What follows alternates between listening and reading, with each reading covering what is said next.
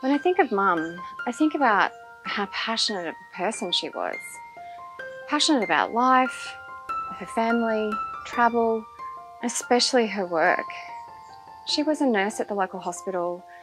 She talked about her patients all the time at home. Hearing how deeply she really cared taught me a lot. I remember particular stories that she'd tell about the time she was helping out in the maternity ward and all the babies that were being born. In those days, we would stay in the hospital for a couple of weeks, learning how to bath a baby and how to wrap them. And my mum seemed like she had such a special bond with each and every woman that she helped.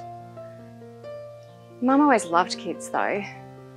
I've never seen Mum more excited than when she found out she was going to be a grandmother. She teared up when Maya was born, and the bond that they formed over the years was so beautiful to see. Mum also really loved to travel, and that meant going on lots of road trips. She'd pack the four of us up, her, Dad, Gary and I, and she'd pile us all into the car for hours on end with nothing but old music and each other to talk to. And I think that's what developed my taste for the 70s music. It makes me think of those road trips and Mum singing at the top of her lungs. Mum and Dad were so in love. And I remember growing up that they would always make time to give each other a cuddle or ask each other about their day.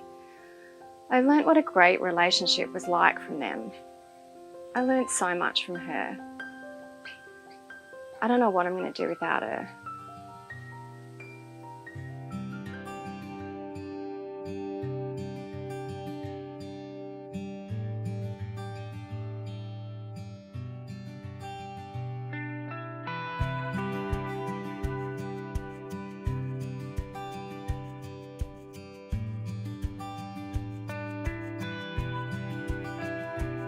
What can I say about Nan?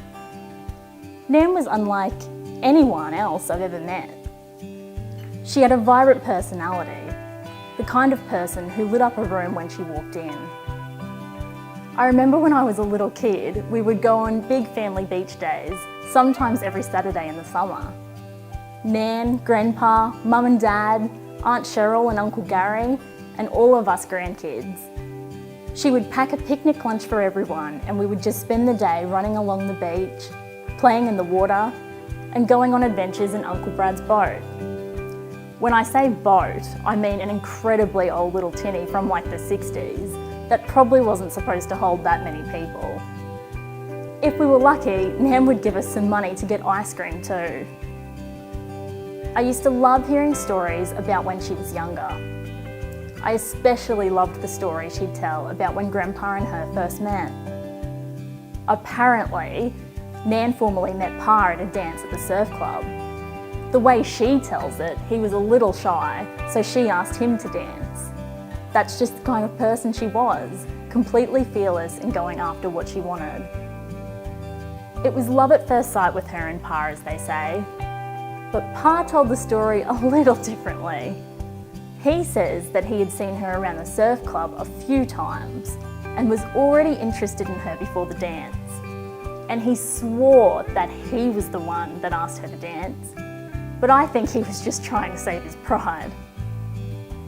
They were married within the year, and my uncle came along a few years later, and then my mum a few years after that. They were together for over 50 years, the two of them. They even renewed their vows about 10 years ago. It was a really special kind of love. They were truly each other's best friends. She was absolutely heartbroken a few years ago when he passed away. But I know they're together now and happy. When I think of her now, I remember her beautiful smile. It was a comfort to me in the hardest of times, and it was a blessing to me in good times. It was a knowing smile too. She could always tell what I needed with just a look.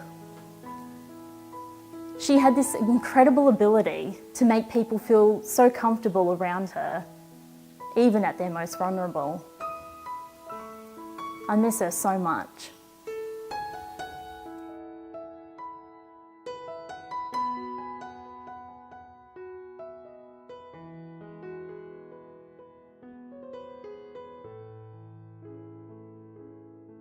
I remember the first time I met her, I was so nervous.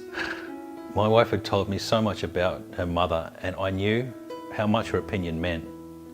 So I knew if I had to marry this woman, and I was going to marry her, I had to make a good impression on her mother first.